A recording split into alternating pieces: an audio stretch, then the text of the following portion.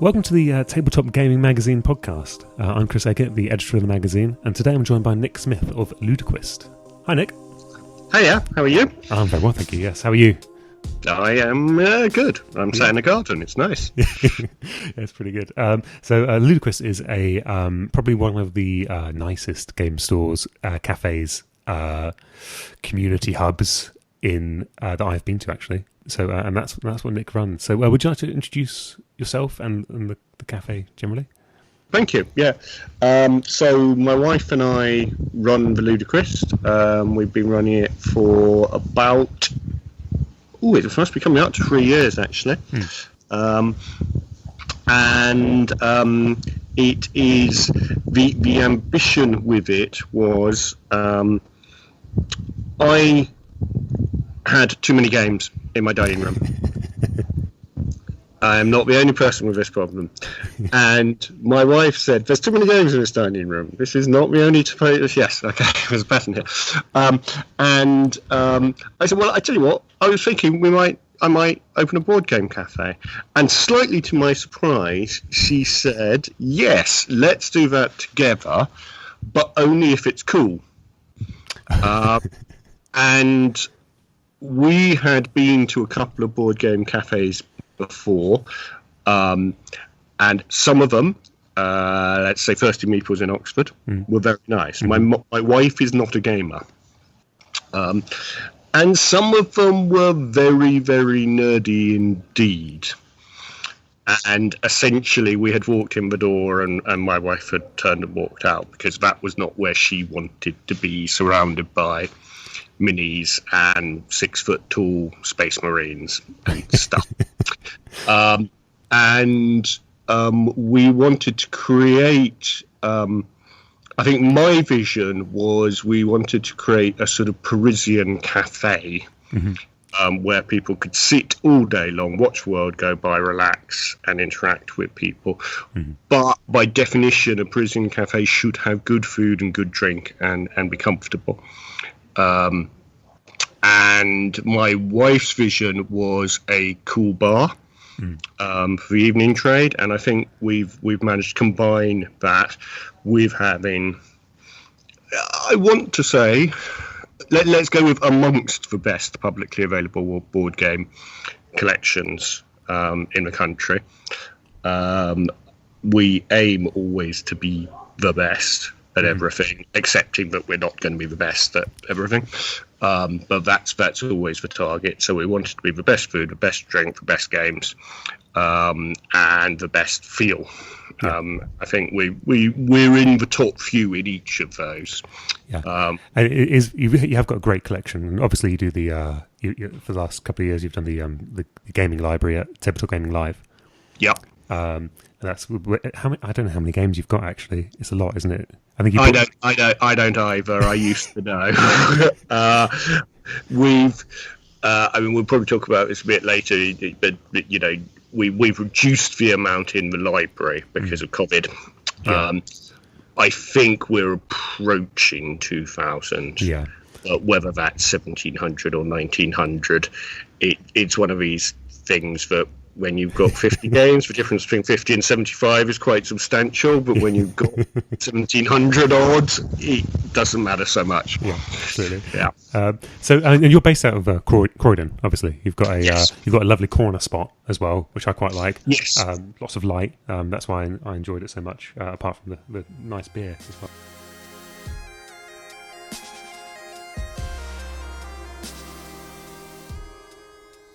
So we've just decamped to the living room and to the aquarium. So what is the Croydon gaming scene like?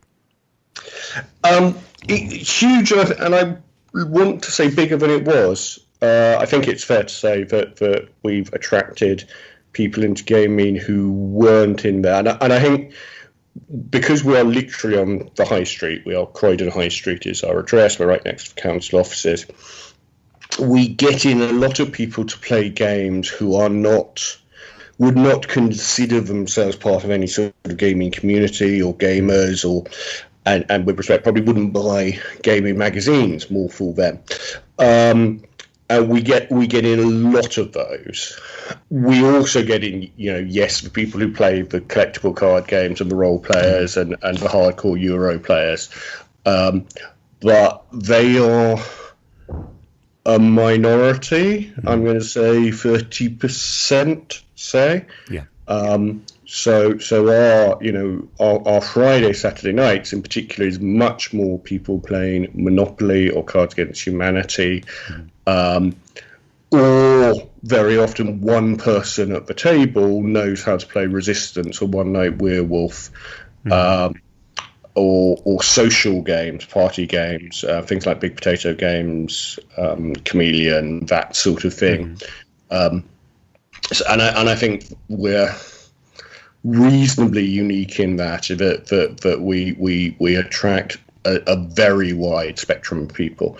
So the hardcore gaming community is massive in Croydon. I mean, Croydon is, I think, the sort of biggest urban area that is not a city in the UK. It has 300,000 people in the borough, and within 20 minutes are another million odd people in the surrounding boroughs.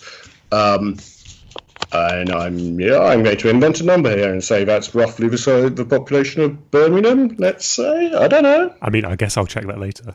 I wish I could guess. Fact check me. But it's a lot of people. It is 1.5 million people, and 300,000 of them are within 15 minutes or so. Public transport links are very good. And we also have very, very good links into central London and into various other bits of London. So it's not uncommon on a Sunday, or pre-COVID, it was not uncommon on a Sunday for people to come from all over London to us, and all over the home counties and further abroad, in fact. But so we have a very wide catchment area. Yeah. We have a lot of role players. We have. I think sorry, can I just cut in there? I don't think I've ever seen anyone doing a role playing game at a cafe. I don't think I've ever actually seen it. Do people actually do proper role playing games? Yes, yeah, absolutely. Yeah. Pretty much every night of the week, we, again, pre-COVID, we would have had at least one D&D group going on, not necessarily on a Saturday or Sunday during the day. No, the regular groups would come on with some Monday, Tuesday. People would have, that makes sense. Their D&D campaign would happen on a Wednesday evening, that sort of thing. I'm just imagining, because my role-playing nights end up, we're just cackling through most of it. So, so I'm just trying to imagine, not getting something thrown at us at some point. Well, I think one of the beauties of the Ludoquist is that we are, in a proper sense, inclusive.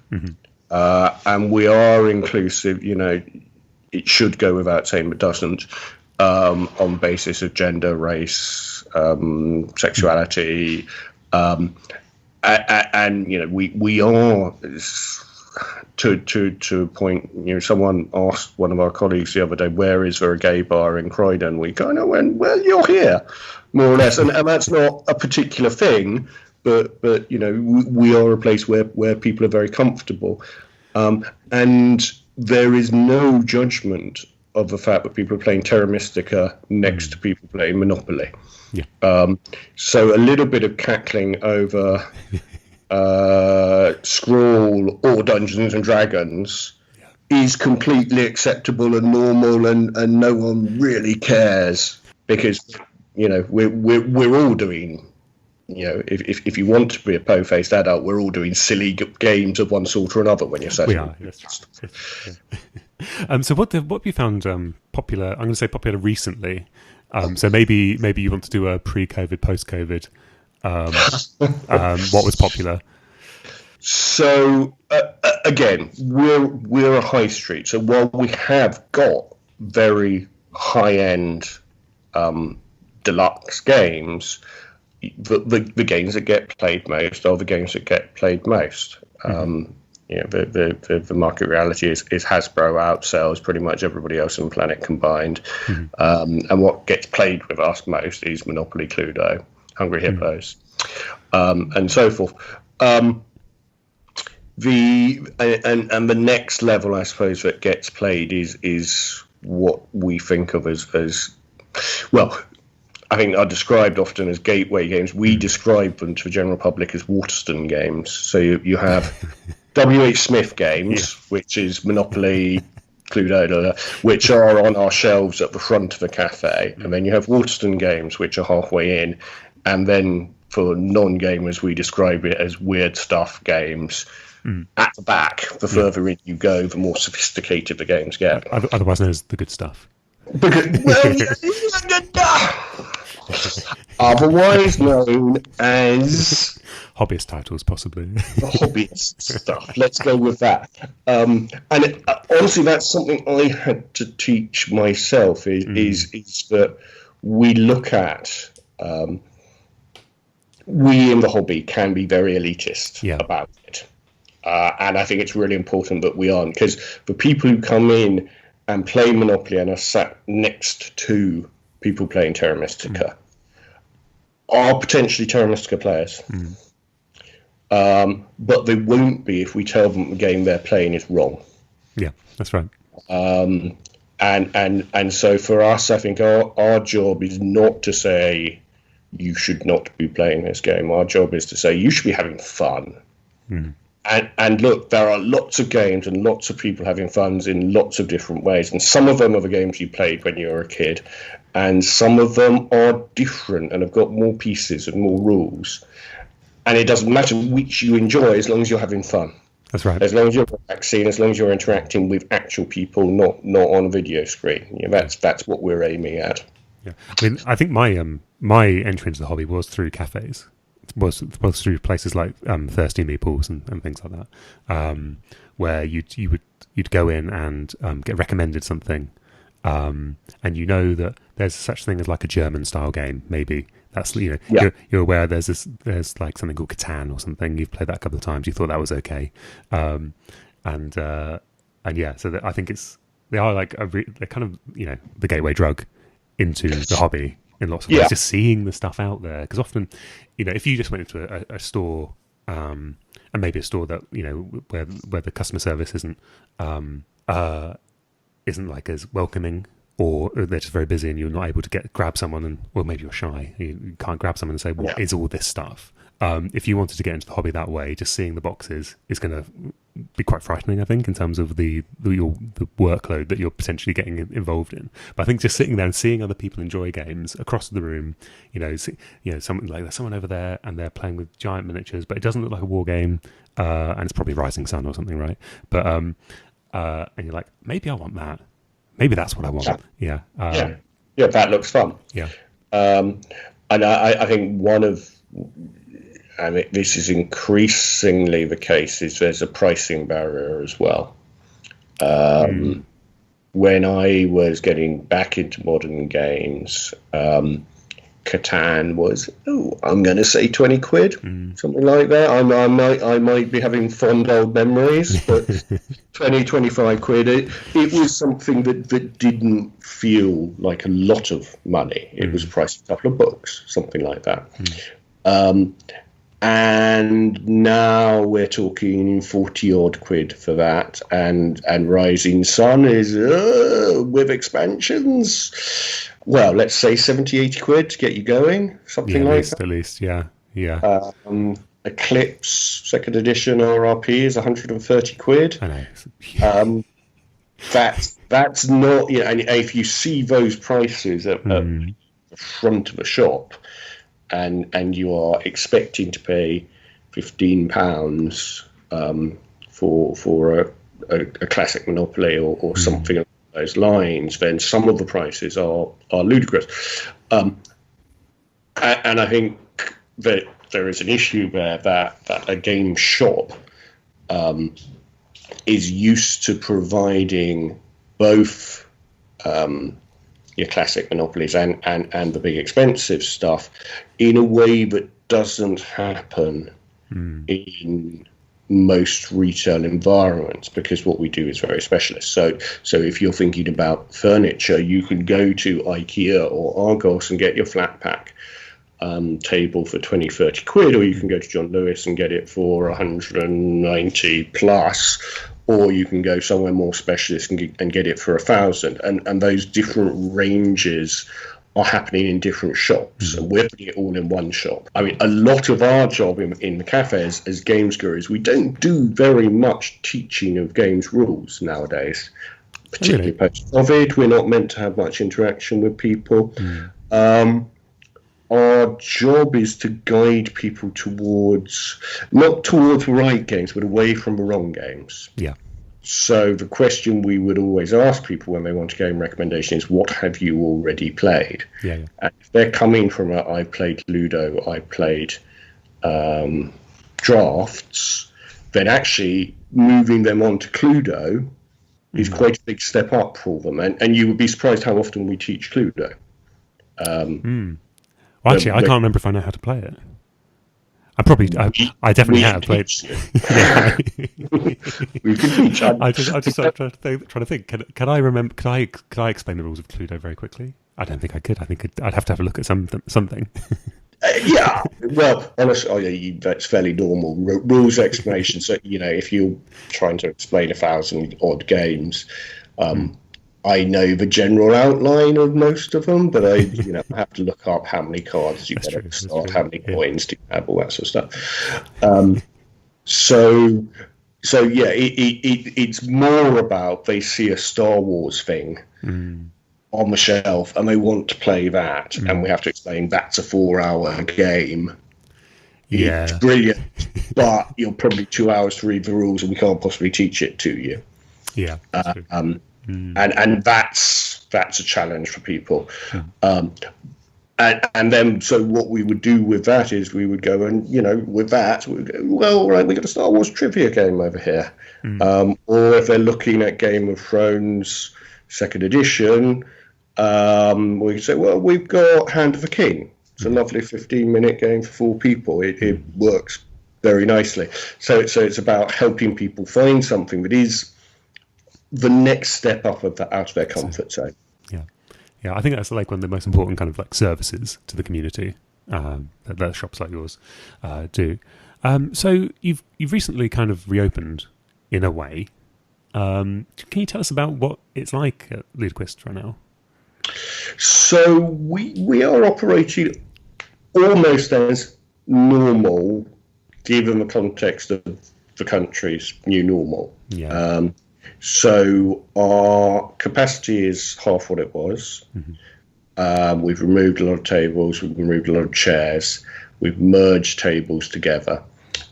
So where previously we used to be able to take 100 people, we can now theoretically take 50. In practice, we're taking a lot less than that, because that 50 assumes that all of our 6-person tables have got 6 people on them. And in reality, half of them on any given night at the moment will have 2 people on them. So our full rate currently is about 30 to 40 people. Yeah. We, standard COVID rules as though we were a pub-ish, pub/restaurant. So it's 2 households. It's you have to give us your name when you come in the door. We staff wear masks. We encourage customers to wear masks. They don't very much. Yeah. But we were really worried, I have to say, because the way we worked it was very casual. It was meant to be a very friendly, welcoming environment where you could pretty much wander in, sit down at a table, pick up a game, half an hour later go, I'll go up to the bar and get a drink, and not get hassled by us. If you knew what you were doing, if you were looking nervous, we'd come and help you choose games and stuff. And we were really worried we might lose some of that friendliness, but the feedback we're getting is that we haven't lost it. We've had a couple of lovely reviews back saying you can still see the smiles under the masks, which is really nice. So it is still, I think, a very relaxed atmosphere. We and we're getting very similar demographic to what we were getting. So it's mainly people playing family games. It's mainly family groups and dates. Is the core of what we're getting at the moment. We obviously aren't arranging any meetups, so we used to have regular Eurogame nights or regular Destiny nights. We just started running a very small Keyforge tournaments outside, so we can have 6 people. Yeah. Okay, 6 people from any household can meet together. So we have 6 people in a tournament, and we've got the council have, within the limits that are imposed on them, been very helpful to us. And we've now got a couple of tents we put out every day in the street outside. Yeah. And honestly, it's lovely. It really is. Yeah, I don't want to say it's like being in an Italian piazza, but it's a nice place to sit and have a coffee and watch people go by. Yeah. And it's quite quiet because they've changed the street layout and bus stops for COVID reasons. Yeah, that's really interesting. So you're running Keyforge tournaments, mini ones, obviously, but in those tents. In the tents, yeah. Oh, that's really cool. And this coming Saturday, we're running free role playing day, and we're running it in the tents because again we can have 6 people, together, and it enables some degree of interaction. There's not a lot of games that you can play outside sensibly. No. You can play chess, but you can't play Monopoly, for example. But role-playing games absolutely fall into that category. Because what do you need? You need to hold on to your piece of paper in the wind, and you need some dice. That's really all you need. That's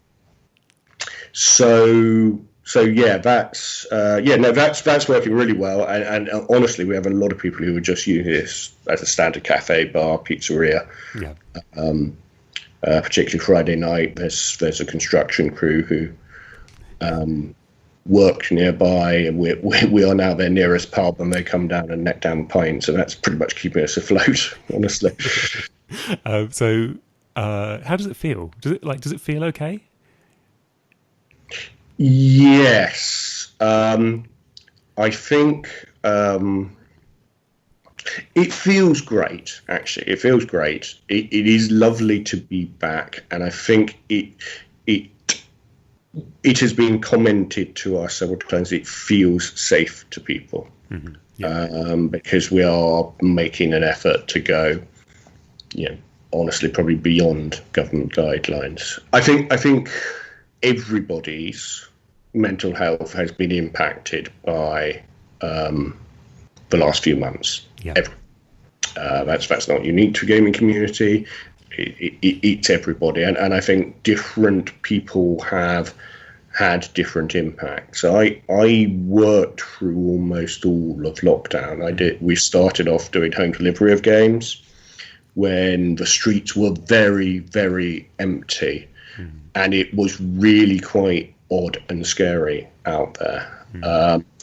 And then we opened up to do takeaway coffee, and it was still very quiet. And then we opened up as a shop when it was still quite quiet, and now we're open up again. So it's kind of like I've had 4 jobs and 4 reinventions. And my colleagues have been working with it, and not all of us have found it easy. It is reality, and we're using new systems within the cafe because. One of the suggestions is that you should have an app for people to order food and drink from table, which we have, which means we're doing table service now. We're not used to doing table service. So it's all different and difficult, and we're coming back, most of us, from 3 months of not working. So I think there have been a lot of strains and stresses. Again, for everybody, I'm not saying we're unique to this at all. But certainly, hospitality staff, I think generally it's really hard, and honestly, particularly wearing masks. Where's my mask? Hang on. You take a screenshot of this one. So we wear these masks all day, every day. So just for the listeners at home, this is a Ludoquist branded mask. It is a Ludoquist branded mask, available on Redbubble. You may purchase this and impersonate the star. face hot at home from a genuine Ludoquist worker. I'm going to take that back off again. It doesn't help with speaking. But when it's 30 degrees, wearing those masks and then doing an at least somewhat physical job for an 8 to 10 hour shift is not fun. Yeah, it really isn't. I think that mental health aspect you spoke about there. I think like there is like a sense of relief when you do right now when we go back to doing anything normal, especially playing games. Yes, I've had a couple of sort of some meetups with some friends in a sort of safe way, but just being able to play games with other people. Yes. At all, that you don't live with, is particularly. It just feels so good to be back in any way whatsoever. Even that role playing stuff that you're going to do outside, that's going to feel so much better than trying to do it over Zoom and stuff like that, and having someone frozen mid description of mid dramatic description of what they what they want to do. That's not fun. And just being in the same place without any lag. Yes, absolutely. I mean, we are running some online ones that weekend as well because because that's how the GMs want to do it, and that's absolutely fine. But I'm actually very pleased that we can do it like that as well, because not everybody is comfortable / safe to come out yet. So I'm very excited about that weekend. Actually, I think that's going to be really great. That sounds great. So, shall we do a top 5? Let's do this. Top 5 games to play with your non-gamer friends / relatives. Oh, let's do that. Okay, let's do that. Yeah, let's get them in. Ticket to Ride, the small editions. Oh, okay. You mean like the recent Amsterdam, London, particularly. Obviously, we recommend London lots. We sell lots, but yep, exactly that. Because many gamers non-gamers don't necessarily want to spend 45 minutes to an hour on a new game. So brevity is important. So that is a 15 to 20 minute game that works really, really well.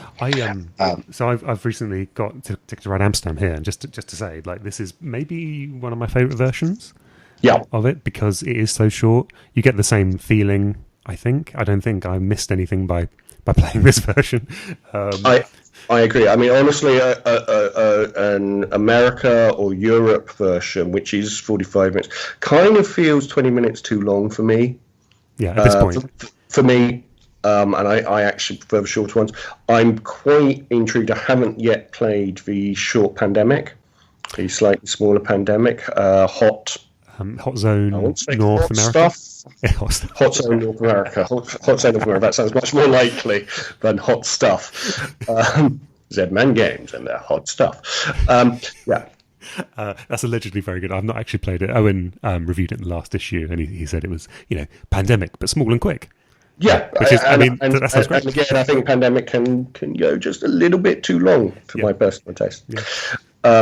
So we do recommend Pandemic a lot. Actually, I need to say that Pandemic. So it may well be that Hot Zone is going to get in there.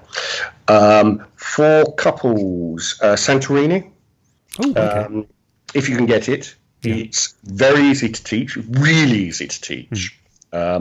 Up there with samurai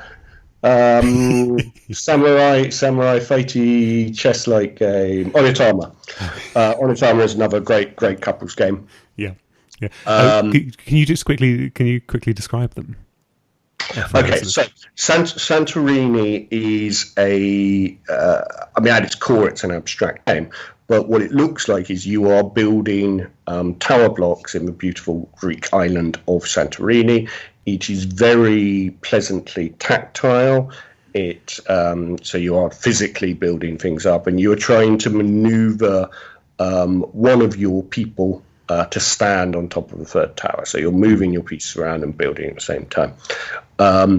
And the rules to it are very straightforward. They can be taught in a minute. Yeah. pretty much, maybe 90 seconds, which is ideal for a games cafe, but it's also ideal for playing with non-gamers. And it's constructiony, so even if you're not winning, you feel like you're doing something useful every turn. Yeah. Onitama, chess-like game. The difference being that you have a very limited set of moves that you can do, which are described on cards that are in front of you.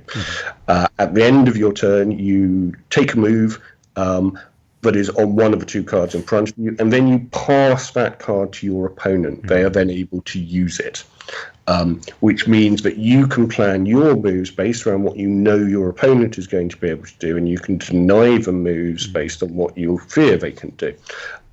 So it's a much simpler game than chess, where you have all these vast options, but they're only in your head. And people who would find chess intimidating can play and enjoy Onitama. Great game for two. It's great. Slightly large groups, King of Tokyo. Rolling dice in a way that many people will have played sort of liar poker type things at school. They may not know it's called that. And rolling dice is fun. Big roaring monsters are fun. You could kind of get away without using the cards if you're playing with very young people or you're very worried about the rules with. Quick and easy to teach. And we have a house rule, which is that whenever anyone leaves or enters Tokyo, they have to make the noise of their monster, which, particularly on a slightly drunken Saturday night, leads to many roaring, and is one reason why the cackles of D&D groups are absolutely fun. Very good. Do you? Sorry, just personal thing. We when we play, I actually can't remember what it's called, but I think it's like the poison card. There's like a poison. Yeah. We take that out because it's just too nasty. When someone gets it, it's basically game over. They've won as far as we can tell, because you start your opponent, the person who gets hit, removes the dice from their pool, don't they? You have to spend. I haven't taken that out. I might have a look at that. Yeah. Or just a recommendation, because that's what we do doctor some games. There are games where we take out, particularly for beginners, where we take out specific cards or sets of cards that are more about them being more complicated than about balance, actually. Yeah, well, it's just mean, is what it is. But King of Tokyo is a mean game. It is a mean game. Yeah. That's the game we recommend to people when they want meanness. When they don't want meanness, Camelot. Oh yeah. Again, it's a race game. People understand racing. It's a betting game. People understand betting. Wits and Wagers is another very, very good game for that, actually, which it's sort of a quiz game, but it's a quiz game that isn't intimidating to people who know less, because what you're actually doing is placing bets on what your friends know rather than on what you know, and that's really good. 5 Second Rule gets played a lot. 5 Second Rule, and it's not a hobbyist game, so I will describe it quickly. You draw a card, it has a category, and you have to name 3 things in that category. And it's not difficult things, so it's something like green vegetables. And you just have to name three green vegetables, but you've got 5 seconds to name them in. And if you can't do it, then the next person gets an opportunity to name 3 green vegetables in 5 seconds, but they can't use any of the ones you've named. So if you've already said broccoli and spinach, then you can't use any eggs. And it's a delightful way of challenging people's brain think without making them feel stupid because they don't know who is top of a Premier League chart in 1972. This is exactly the kind of game that causes me to have my brain to just stop working. Under pressure, I would not remember what broccoli is. Oh, or what colour it is. oh, indeed, what colour it is. I mean, but that's fine, because what will happen is that you will descend in hysterical laughter at how foolish it is that this is not what your brain will do. It refuses. Right, your brain. How many games have I mentioned? Onitama, Santorini, Ticket to... we're over 5, aren't we? Yeah. I thought. Unless you've got one more. What's your favourite game? Okay, so my favourite game is... I can give you my top 5 games. Go on then. Quickly, okay. Yeah. Inner Bind / Yogi. Oh, yeah, cool. Arkham Horror LCG. Mm-hmm. Gaia Project / Terra Mystica. Mm-hmm. The Gods War / Cthulhu Wars. Oh, cool. That's okay. That's great. And Great Western Trail / Maracaibo. Yeah. Which is the slight, really, it's for some fair say it's really skinny. It's more different than that. That's a cracking list, isn't it? Yes, I would think that. Though. Yes. Yeah, I like the Sandy Peterson inclusion there. Oh well, I do. I mean, his games have got stupidly big, expensive minis in them, but they are very sound mechanical games. They're good actual games, not just large chunks of good plastic. Yeah. Unlike some of the games on the shelf behind you.